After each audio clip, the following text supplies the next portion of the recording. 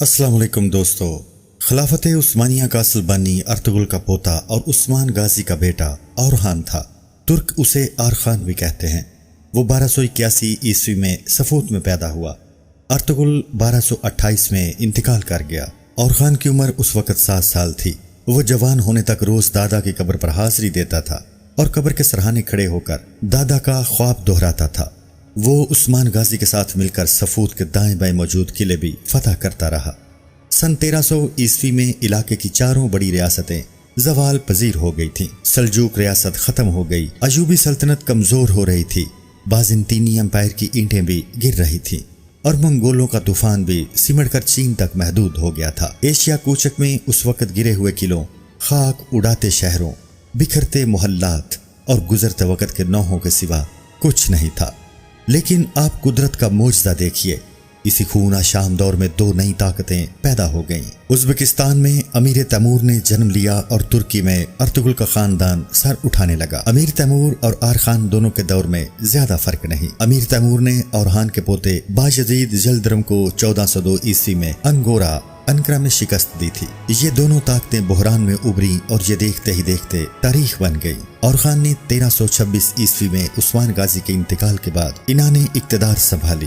عثمانی سلطنت اس وقت صفوت سے شروع ہوتی تھی اور 100 کلومیٹر بعد بورسا پہنچ کر ختم ہو جاتی تھی۔ لیکن اورخان نے اس کے باوجود نہ صرف اپنا سکہ جاری کیا بلکہ اپنی ریاست کا آئین، قانون اور بیوروکریٹک سسٹم بھی بنایا۔ یہ اورخان تھا جس نے اپنے دادا ارطغرل کی داستان لکھوائی اور اس کے نام کا سکہ جاری کیا۔ یہ وہی سکہ تھا جو آگے چل کر ڈرامہ سیریز ارطغرل کا محرک بنا۔ کیسے؟ یہ میں آپ کو آئندہ کالموں میں بتاؤں گا۔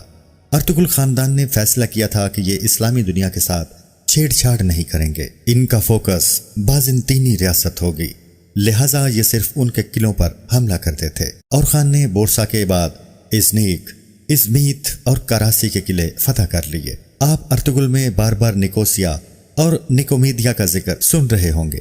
نکوسیا آج کل سائپرس کا دارالحکومت ہے، جبکہ نکومیدیا یونان کا شہر تھا۔ دونوں شہر 14ویں صدی میں اہم اور بڑے ہوتے تھے۔ اورخان نے یہ بھی فتح کر لیے۔ یہ اس کے بعد سابق سلجوق ریاست کے شمال مشرقی علاقوں کی طرف بڑھا اور آدھا اناطولیہ بھی لے لیا، اور پھر یہ آج کے ترکمانستان کی طرف مڑ گیا اور اس کا خاصہ حصہ بھی قابو کر لیا۔ بازنطینی حکومت اس سے گھبراتی تھی، چنانچہ بازنطینی بادشاہ جان ششم نے اس کے ساتھ امن معاہدہ کیا اور اپنی صاحبزادی تھیوڈورا اس کے عقد میں دے دی۔ اورخان نے ریاست کو مختلف صوبوں اور ضلعوں میں تقسیم کیا اور ہر ضلع دار کو مختلف رنگ کا جھنڈا دے دیا۔ ان جھنڈوں کی وجہ سے اس کے علاقے سنجاق کہلاتے تھے۔ اس نے ضلع داروں کو اپنی فوج بنانے، علاقہ فتح کرنے اور ٹیکس جمع کرنے کا اختیار بھی دے دیا تھا۔ اس حکمت عملی کی وجہ سے اس کی فوج بھی مضبوط ہو گئی اور عوام بھی خوشحال ہو گئے۔ اس نے بے شمار مسجدیں، مدرسے اور کاروان سرائے بنوائے اور وہ ایشیا کوچک کا پہلا حکمران تھا جس نے بورسا میں یونیورسٹی بنائی تھی۔ اورخان کے بعد اس کا بیٹا مراد اول سلطان بنا اور اس نے سلطنت عثمانیہ کو حقیقتاً سلطنت عثمانیہ بنا دیا۔ مراد 30 سال حکمران رہا اور ان 30 برسوں میں 24 سال میدان جنگ میں رہا۔ اس کا ریکارڈ تھا، اس نے کوئی جنگ نہیں ہاری تھی۔ اس نے بلغاریہ، سربیا اور مقدونیہ فتح کر لیے۔ اس کی آخری جنگ کوسوو میں ہوئی تھی اور پورے یورپ کی فوجیں اکٹھی ہو کر اس کے مقابلے کے لیے میدان میں اتری تھی، لیکن اس نے اس مشترکہ فوج کو بھی خاک چٹوا دی۔ وہ 1399 میں کوسوو کی جنگ کے دوران زخمی ہو کر انتقال کر گیا۔ مراد اول کے مرنے کی خبر پھیلی تو پورے یورپ میں جشن منایا گیا اور تمام کلیساؤں کی گھنٹیاں بجائی گئیں۔ مراد اول نے عثمانی سلطنت کے رقبے میں 5 گنا اضافہ کیا، لیکن آپ یہ جان کر حیران ہوں گے کہ 4 نسلوں کی فتوحات کے باوجود مراد اول کے انتقال تک سلطنت عثمانیہ صرف 20,000 مربع کلومیٹر پر محیط تھی، اور یہ رقبہ آج کی راولپنڈی ڈویژن سے بھی کم تھا۔ یہ تھی سلطنت عثمانیہ، 4 نسلوں کے بعد کی سلطنت عثمانیہ۔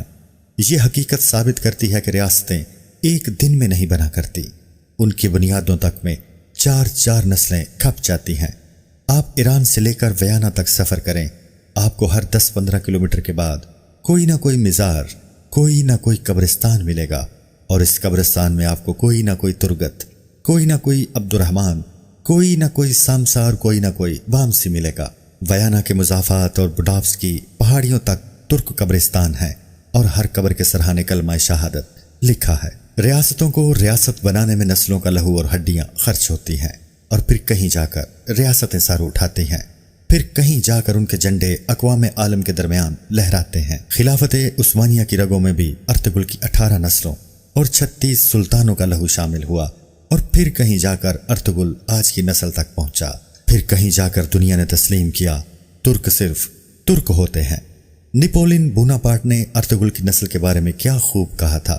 اس نے کہا تھا، دنیا کی ہر فوج کسی نہ کسی کے سٹائل میں لڑتی ہے، لیکن ترک صرف اور صرف ترکوں کے سٹائل میں لڑتے ہیں۔ ترک فوج کا ایک جانسار دستہ ینیچری کہلاتا تھا۔ یہ لوگ صرف مرنے کے لیے میدان میں اترتے تھے، لہٰذا یہ کبھی ہار کر واپس نہیں آتے تھے۔ سلطان بھی ان کے خوف سے کوئی ناانصافی، کوئی گڑبڑ نہیں کرتے تھے۔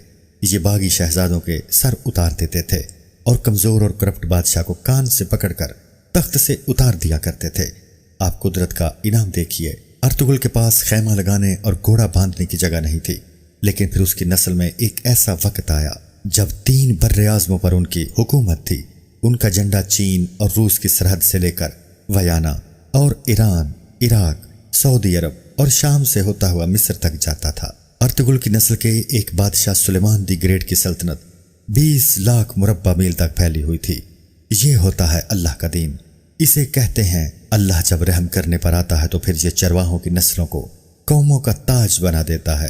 یہ پھر عروج کو بھی اتنا عروج دیتا ہے کہ عروج کو بھی پسینہ آ جاتا ہے۔ واہ پروردگار، تیرے بھی کیا کہنے ہیں۔